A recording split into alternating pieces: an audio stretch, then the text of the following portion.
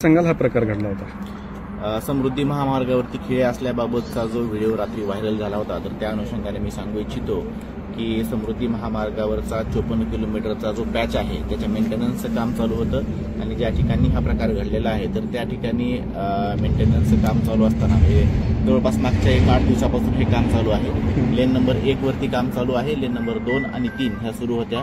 Lane number 1 चं काम चालू असताना त्याला प्रॉपर व्यवस्थित बॅरिकेटिंग सुद्धा केलेलं होतं आणि हे काम करत असताना जे इंजेक्टेबल नोझल्स असतात तर ते त्याच्यामध्ये बसून त्याच्यामध्ये केमिकल सोडलं जातं जेणेकरून ब्रिजची स्ट्रेंथनिंग होते, ते काम चालू होतं आणि ते काल सकाळी लावलं होतं आणि म्हणजे आज ते काढलं गेलेलं आहे।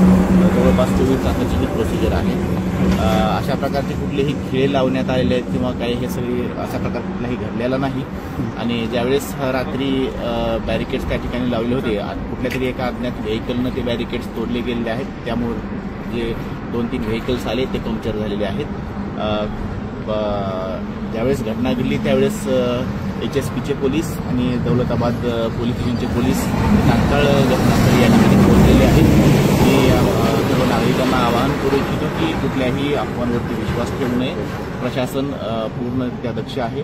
जे यापुढेही जे काही मेंटेनन्सची कामं केली जातील त्या प्रत्येक वेळेस प्रॉपर बॅरिकेटिंग रिफ्लेक्टर्स लावून कामं केली जातील याची आम्ही पूर्ण दक्षता घेत आहोत। आता कुठलाही धोका नाही महामार्गावरती? नाही, मेंटेनन्सचं काम आजही ते नोझल्स काढलेले आहेत, वाहतूक पूर्णरित्या व्यवस्थित सुरू आहे।